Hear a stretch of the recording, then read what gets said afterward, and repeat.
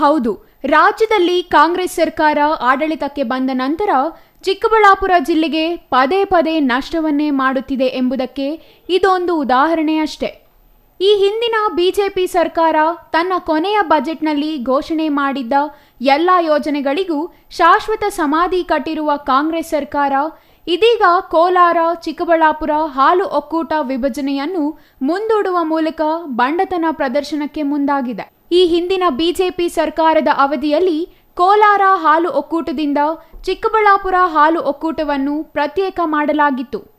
ಒಕ್ಕೂಟವನ್ನು ಪ್ರತ್ಯೇಕ ಮಾಡುವ ಜೊತೆಗೆ ಜಿಲ್ಲಾಧಿಕಾರಿಗಳನ್ನೇ ಆಡಳಿತಾಧಿಕಾರಿಯಾಗಿಯೂ ನೇಮಿಸಲಾಗಿತ್ತು. ಆದರೆ ಆಗ ಇದು ಅನ್ಯಾಯ ಎಂದು ಕೋಚಿಮುಲ್ ನಿರ್ದೇಶಕ ಎನ್ ವೆಂಕಟೇಶ್ ಸೇರಿದಂತೆ ಕಾಂಗ್ರೆಸ್ ನಿರ್ದೇಶಕರು ಕೋರ್ಟಿನ ಮೆಟ್ಟಿಲೇರಿದ್ದರು. ಇದರಿಂದಾಗಿ ನ್ಯಾಯಾಲಯ ಈ ವಿಭಜನೆಗೆ ತಡೆಯಾಜ್ಞೆ ನೀಡಿತ್ತು.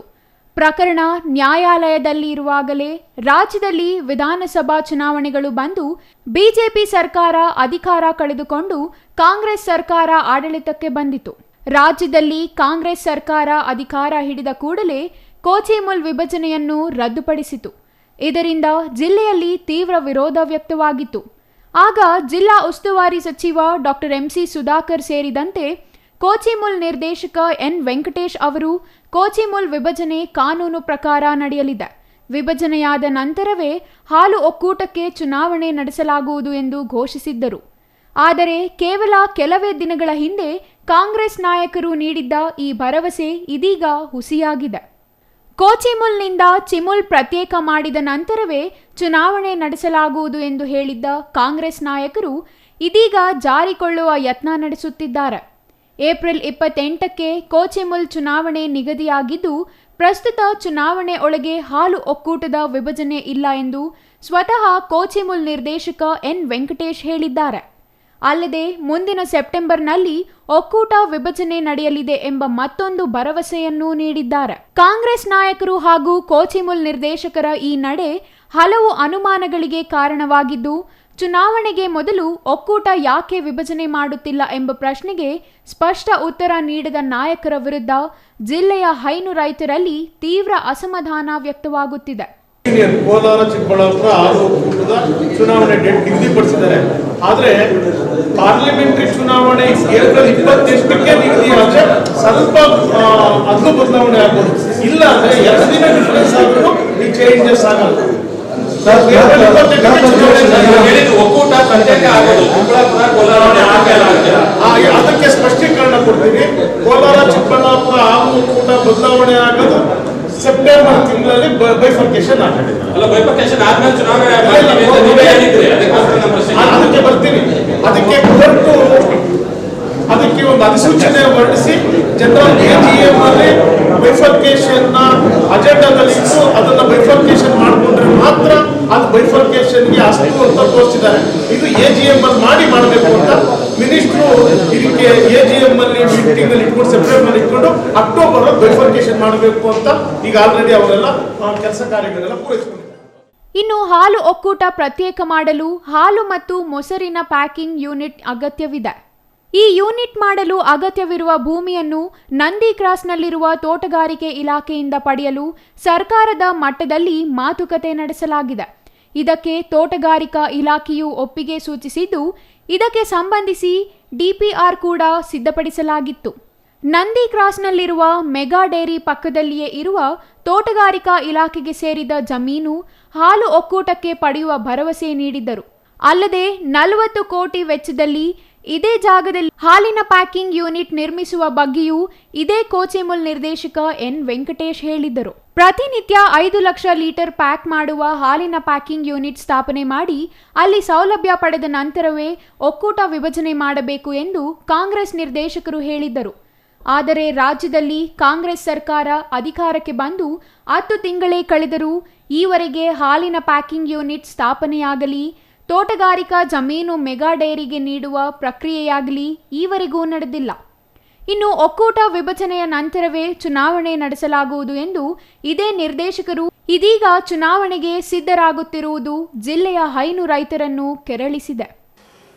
ನಮ್ಮ ಮುಖ್ಯಮಂತ್ರಿಗಳ ಬಳಿ ಹೋಗಿ ಎಲ್ಲ ನಮ್ಮ ಎರಡೂ ಜಿಲ್ಲೆಯ ಶಾಸಕರು ಮತ್ತು 2 ಮಂತ್ರಿ ಮತ್ತು ನಮ್ಮ ಲೋಕಲ್ಲು ಆಯಾ ತಾಲೂಕಿನ ನಿರ್ದೇಶಕರು ಬೆಳಗಾಂ ಅಧಿವೇಶನ ಸಭೆಗೆ ಹೋಗಿ ಎಲ್ಲ ಶಾಸಕರನ್ನು ಕರೆದು CM ಬಳಿ ನಿಯೋಗ ಹೋಗಿ ತುಂಬ ರಿಕ್ವೆಸ್ಟ್ ಮಾಡಿ ನಮಗೆ ಅಲ್ಲಿ ತೋಟಗಾರಿಕೆ ಇಲಾಖೆ ಜಾಗ ಒಂದು 10 ಎಕರೆ ನೀವು ನಮಗೆ ಕೊಡೋದಾದರೆ ನಾವು ಹಾಲಿನ ಪಾಕೆಟ್ ಘಟಕ ಮಾಡಿಕೊಂಡು ನಮ್ಮ ಒಕ್ಕೂಟನ ಸಪ್ರೇಟ್ ಮಾಡ್ಕೊಳ್ಳೋದಕ್ಕೆ ನಾವು ತುದಿಗಾಲಲ್ಲಿ ನಿಂತಿದ್ದೀವಿ. ಆದರೆ ಜಾಗದ ಕೊರತೆಯಿಂದ ನಾವು ಹಿಂದೆ ಸರಿಯಾದಂಥ ಪರಿಸ್ಥಿತಿ ನಮ್ಮದಾಗಿದೆ.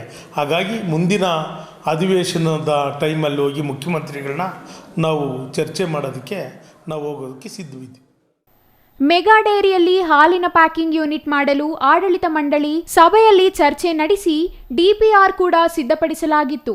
ಮೆಗಾ ಡೇರಿಯಲ್ಲಿ ಯಾವುದೇ ಸೌಲಭ್ಯಗಳಿಲ್ಲದ ಕಾರಣ ಮತ್ತು ಜಾಗದ ಕೊರತೆ ಇರುವ ಕಾರಣ ಒಕ್ಕೂಟದ ವಿಭಜನೆ ಮುಂದೂಡಲಾಗಿದೆ ಎಂದು ಹೇಳಲಾಗಿತ್ತು. ಇದೀಗ ಏಪ್ರಿಲ್ 28ಕ್ಕೆ ಕೋಲಾರ ಚಿಕ್ಕಬಳ್ಳಾಪುರ ಹಾಲು ಒಕ್ಕೂಟದ ಚುನಾವಣೆ ನಿಗದಿಯಾಗಿದೆ. ಇದೇ ದಿನ ಲೋಕಸಭಾ ಚುನಾವಣೆ ಇದ್ದರೆ ಮಾತ್ರ ಹಾಲು ಒಕ್ಕೂಟದ ಚುನಾವಣೆ ಬದಲಾವಣೆ ಆಗಲಿದೆ. ಅದರ ಬದಲಿಗೆ 2 ದಿನಗಳ ವ್ಯತ್ಯಾಸವಿದ್ದರೂ ಈ ದಿನಾಂಕದಲ್ಲಿ ಯಾವುದೇ ಬದಲಾವಣೆ ಆಗದೆ ಒಕ್ಕೂಟದ ಚುನಾವಣೆ ನಡೆಯಲಿದೆ ಎಂದು ಕೋಚಿಮುಲ್ ನಿರ್ದೇಶಕ N. ವೆಂಕಟೇಶ್ ಸ್ಪಷ್ಟಪಡಿಸಿದ್ದಾರೆ.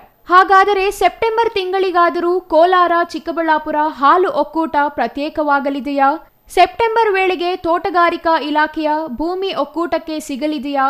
ಸೆಪ್ಟೆಂಬರ್ ವೇಳೆಗೆ ಹಾಲು ಮತ್ತು ಮೊಸರಿನ ಪ್ಯಾಕಿಂಗ್ ಯೂನಿಟ್ಗಳು ಕಾರ್ಯಾರಂಭ ಮಾಡಲಿವೆಯಾ ಎಂಬ ಪ್ರಶ್ನೆಗಳಿಗೆ ಈ ನಿರ್ದೇಶಕರ ಬಳಿ ಯಾವುದೇ ಉತ್ತರವಿಲ್ಲ. ಆದರೆ ಈ ಹಿಂದೆ ಒಕ್ಕೂಟ ವಿಭಜನೆ ಮಾಡಿಯೇ ಚುನಾವಣೆ ನಡೆಸುವುದಾಗಿ ನೀಡಿದ್ದ ಭರವಸೆಯಂತೆ ಈಗ ಸೆಪ್ಟೆಂಬರ್ಗೆ ವಿಭಜನೆಯಾಗಲಿದೆ ಎಂಬ ಮತ್ತೊಂದು ಭರವಸೆ ನೀಡಿದ್ದು, ಇದಾದರೂ ನಿಜವಾಗಿ ಜಿಲ್ಲೆಯ ಹೈನು ರೈತರ ಕನಸು ನನಸಾಗಲಿದೆಯಾ ಅಥವಾ ಮತ್ತೆ ಇನ್ನೊಂದು ದಿನಾಂಕವನ್ನು ವಿಭಜನೆಗಾಗಿ ನಿಗದಿ ಮಾಡಲಿದ್ದಾರಾ ಎಂಬುದನ್ನು ಕಾದು ನೋಡಬೇಕಿದೆ. ಇನ್ನು ಈ ಹಿಂದಿನ ಬಿಜೆಪಿ ಸರ್ಕಾರ ಜಿಲ್ಲೆಗೆ ನೀಡಿದ್ದ 100 ಕೋಟಿ ರೂಪಾಯಿ ವೆಚ್ಚದ ಅಂತಾರಾಷ್ಟ್ರೀಯ ಮಟ್ಟದ ಹೂವಿನ ಮಾರುಕಟ್ಟೆಯನ್ನು ಕಾಂಗ್ರೆಸ್ ಸರ್ಕಾರ ರದ್ದು ಮಾಡಿದೆ. ಇದಕ್ಕೆ ಶಾಸಕರು ನೀಡಿರುವ ಕಾರಣ ಮಾರುಕಟ್ಟೆಗೆ ಗುರುತಿಸಿದ್ದ ಜಾಗ ಸೂಕ್ತವಾಗಿಲ್ಲ ಎಂಬುದು. ಹಾಗಾದರೆ ಸೂಕ್ತವಾದ ಜಾಗ ಗುರುತಿಸಿ ಮಾರುಕಟ್ಟೆ ಆರಂಭಿಸುವ ಭರವಸೆಯಾಗಿಯೇ ಉಳಿದಿದೆ. ನಂದಿ ಬೆಟ್ಟದ ರೋಪ್ ವೇ ಏನಾಯಿತು ಎಂಬ ಬಗ್ಗೆ ಜಿಲ್ಲೆಯ ಜನತೆಗೆ ಮಾಹಿತಿ ನೀಡುವ ನಾಯಕರೇ ಇಲ್ಲವಾಗಿದ್ದಾರೆ. ಕೋಲಾರ ಚಿಕ್ಕಬಳ್ಳಾಪುರ ಹಾಲು ಒಕ್ಕೂಟ ವಿಭಜನೆ ಕನಸಾಗಿಯೇ ಉಳಿದಿದೆ. ಮುಖ್ಯವಾಗಿ HN ವ್ಯಾಲಿ ತ್ಯಾಜ್ಯ ನೀರು 3 ಹಂತದಲ್ಲಿ ಶುದ್ಧೀಕರಿಸಿ ಜಿಲ್ಲೆಯ ಕೆರೆಗಳಿಗೆ ತುಂಬುವ ಭರವಸೆಯನ್ನು ಹಿಂದಿನ ಬಿಜೆಪಿ ಸರ್ಕಾರ ತನ್ನ ಕೊನೆಯ ಬಜೆಟ್ನಲ್ಲಿ ಹೇಳಿತ್ತು. ಆದರೆ ಕಾಂಗ್ರೆಸ್ ಸರ್ಕಾರ ತ್ಯಾಜ್ಯ ನೀರು 3 ಹಂತದ ಶುದ್ಧೀಕರಣಕ್ಕೂ ತಿಲಾಂಜಲಿ ಇಟ್ಟಿರುವುದು ಜಿಲ್ಲೆಯ ಜನರ ಪಾಲಿಗೆ ಶಾಪವಾಗಿ ಪರಿಣಮಿಸಿದೆ. ಇನ್ನು ರಾಜ್ಯದಲ್ಲಿ ಕಾಂಗ್ರೆಸ್ ಸರ್ಕಾರ ಆಡಳಿತಕ್ಕೆ ಬಂದ ನಂತರ 2 ಬಜೆಟ್ ಮಂಡಿಸಿದ್ದು, 2 ಬಜೆಟ್ನಲ್ಲಿ ಈ ಹಿಂದಿನ ಬಿಜೆಪಿ ಸರ್ಕಾರ ಘೋಷಿಸಿದ್ದ ಶಿಡ್ಲಘಟ್ಟ ರೇಷ್ಮೆಗೂಡಿನ ಮಾರುಕಟ್ಟೆಯನ್ನು ಮತ್ತೆ ಘೋಷಿಸಿರುವುದು ಹೊರತುಪಡಿಸಿದರೆ ನಯಾ ಪೈಸೆ ಜಿಲ್ಲೆಗೆ ನೀಡಿಲ್ಲ ಎಂಬ ಆರೋಪವಿದೆ. ಆದರೂ ಶಾಸಕ ಪ್ರದೀಪ್ ಈಶ್ವರ್ ಅವರು ಸದನದಲ್ಲಿ ಮುಖ್ಯಮಂತ್ರಿಗಳನ್ನು ಪುಂಖಾನುಪುಂಖವಾಗಿ ಹೊಗಳಿರುವುದು ಚಿಕ್ಕಬಳ್ಳಾಪುರ ಜಿಲ್ಲೆಯ ಜನತೆಯಲ್ಲಿ ತೀವ್ರ ಅಸಮಾಧಾನ ಮೂಡಿಸಿದೆ.